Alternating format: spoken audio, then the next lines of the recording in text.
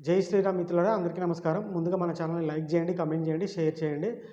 టాపిక్‌లోకి వెళ్తే మనకు చిలుకూరు బాలాజీ టెంపుల్ ప్రధాన అర్చకుడు రంగరాజన్‌పై రామరాజ్యం అనే ఒక వ్యవస్థాపకుడు వీరబాబు అనేటోడు దాడి చేయడం జరిగింది. ఆ దాడికి ప్రతి ఒక్క హిందువు ఖండించిర్రు. చాలా రెస్పాన్స్ ఇచ్చిర్రు. ఎందుకంటే ఒక ఆలయ అర్చకునిపై దాడి చేసినప్పుడు ఇట్లా రెస్పాన్స్ అయితేనే మనకు యూనిటీ వస్తదని చెప్పేసి చాలా బాగా రెస్పాన్స్ ఇచ్చిండ్రు.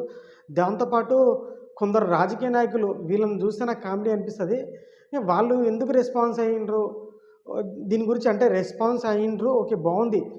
ప్రతి ఒక్కరు రెస్పాన్స్ కావాల్సిందే. కానీ వీళ్ళు ఈ పర్టిక్యులర్ టాపిక్‌లోనే ఎందుకు రెస్పాన్స్ అయ్యిండ్రు? మిగతా దానిలో ఎందుకు రెస్పాన్స్ కారు అని చెప్పేసి ఒకసారి అయితే మనకు డీప్‌గా అనాలిసిస్ చేద్దాం. ఇందులో ఉండే దాగుండ మర్మము ఏందని తెలుసుకుందాం. మరి ఒకవేళ అది మీరు అలానే అనుకుంటున్నారా? నేను అలానే అనుకుంటున్నానా? ఇది మనం ఒకసారి అయితే మాట్లాడుకుందాం దాని గురించి. నాకొచ్చేసి ఇప్పుడు మనకు రంగరాజన్ గారిపై దాడి జరిగింది. అది 100% తప్పది. ప్రతి ఒక్క హిందువు ఖండించాల్సిన విషయం. మనం కూడా ఖండించాం కూడా పోయిన వీడియోలో. అదేవిధంగా మనకు ఈ దాడి జరిగిన తర్వాత ఈ వీడియో న్యూస్ వైరల్ అయిన తర్వాత మనకు రాజకీయ నాయకుల తాకిడైతే ఎక్కువైపోయింది. సరే, మంచి విషయం. అప్రిషియేట్ చేద్దాం. కేటీఆర్ అయితే ఏకంగా నాస్తికుడు. కేటీఆర్‌ని నాస్తికుడు అని చాలామంది అంటారు. సరే, నాస్తికుడే గానీ ఒక వ్యక్తిపై దాడి జరిగిందంటే వచ్చిండు. అందరికంటే ముందు రంగరాజన్ దగ్గరకొచ్చి పరామర్శించి పోయిండు. సరే, బాగుంది. తర్వాత కేటీఆర్ పరామర్శించిన కొన్ని క్షణాల తర్వాత మనకు సీఎం రేవంత్ రెడ్డి గారు కూడా టెంపుల్ మన రంగరాజన్‌కి ఫోన్ చేసి మాట్లాడడం జరిగింది. ఆ వీడియో కూడా మనకు సోషల్ మీడియాలో వచ్చింది. మనం విన్నాం కూడా అది. కానీ వీళ్ళు దేనికి స్పందించారు? దీనికి ఎందుకు స్పందించారు అనిపిస్తుంది నాకు. ఎందుకంటే ఇప్పుడు దాడి చేసినోడు ఎవడు? ఒక హిందువు. దాడి చేసినోడు ఒక హిందువు. దాడికి మనకు దెబ్బలు తిన్నవాళ్ళు ఎవరు? మనకు పంతులు గారు. సరే, పంతులు గారి మీద దాడి చేయడం తప్పు. వాడు దాడి చేసిన విధానం తప్పు. కానీ వీళ్ళు రెస్పాన్స్ అయ్యే విధానం కూడా చాలా గొప్పగా ఉంది. రాజకీయ నాయకులు మంచిదే. కాకపోతే ఒక హిందువు కాబట్టి రెస్పాండ్ అయ్యిండు దాడి చేసినోడు. అదే దాడి చేసినోడు ఒక ముస్లిం అయితే, ఒక క్రిస్టియన్ అయితే రెస్పాన్స్ అయ్యేటోళ్ళా వీళ్ళు? కేటీఆర్ కానీ, తర్వాత ఈ రేవంత్ రెడ్డి కానీ వాళ్ళు. నేను చెప్తున్నా, అసలు వీళ్ళు రెస్పాన్స్ కాదు కదా, అసలు చూసి చూడనట్టు ఏదో వదిలేసేవాళ్ళు. సరే, అది హిందూ టాపిక్ పక్కకెడదాం. ఇదే రేవంత్ రెడ్డి ముత్యాలమ్మ టెంపుల్పై ఒకడొచ్చి ముత్యాలమ్మ టెంపుల్ విగ్రహాన్ని పలగొట్టినప్పుడు ఇది చాలా శుద్ధ తప్పు అని చెప్పేసి ఆ పూజారికి లేకపోతే అక్కడికి ఒక ఫోన్లో తీసుకొని ఎవరైనా మాట్లాడింటే ఎలా ఉంటుండే? బాగుంటుండే.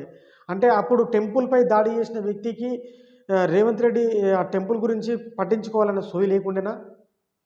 అక్కడ చేసినవాడు మతతత్వవాది, ఒక టెర్రరిస్టు యాక్టివిటీ చేసేవాడు, ఒక శాంతి మతస్థుడు. ఒకవేళ వాడిని తిడితే అపీస్మెంట్ పాలిటిక్స్ కింద ఓట్లు పోతాయని ఆలోచించి ఫోన్ చేయలేదా? లేకపోతే రెస్పాన్స్ కాలేదా? అదేవిధంగా మనకు ఈ కేటీఆర్ బుర్రున ఉరుకుతున్నాడు ఈ మధ్యలో ఏడికంటాడికి. విషయం ఉంటే ఆడికి, ఎందుకంటే ఓడిపోయింది కదా. ఇప్పుడు పవర్ మొత్తం కిందికి వచ్చేసింది కాబట్టి ఉరుకుతాడు, బాగానే ఉంది. మరి ఇదే కేటీఆర్‌కి ముత్యాలమ్మ టెంపుల్‌లో దాడి జరిగితే పోయి పరామర్శించాల్సిన అవసరం ఉంది కదా. ఎందుకు? వాడు దాడి చేసినోడు ఒక ముస్లిము. మళ్ళీ ఆడికి పోయి మనం మాట్లాడితే ముస్లిమ్స్‌లో ఓట్లు పోతాయి, వాళ్ళు మనకు ఓట్లేయరు, ముస్లిం అపీస్మెంట్ పాలిటిక్స్ చేద్దాం అని చెప్పేసి రెస్పాన్స్ కాలేదా? అక్కడ పంతులు గారికి అన్యాయం జరిగితే రెస్పాన్స్ అయిన విధానం చాలా గొప్పగా ఉంది. కావాల్సిన అవసరం ఉంది. ఎందుకంటే అట్లా రెస్పాన్స్ అయితేనే మళ్ళీ ఎవడన్నా దాడి చేయాలంటే అందరూ తోడుగా నిలబడుతున్న ఒక ధైర్యం ఇచ్చారు కాబట్టి చాలా మంచి సంకల్పం. మరి ఇదే సంకల్పాన్ని ఒక గుడిలో విగ్రహాన్ని తన్నినప్పుడు అదేవిధంగా ఇట్లాంటి చాలా ఇన్సిడెంట్ అయినాయి. మనకు చెప్పుకుంటూ పోతే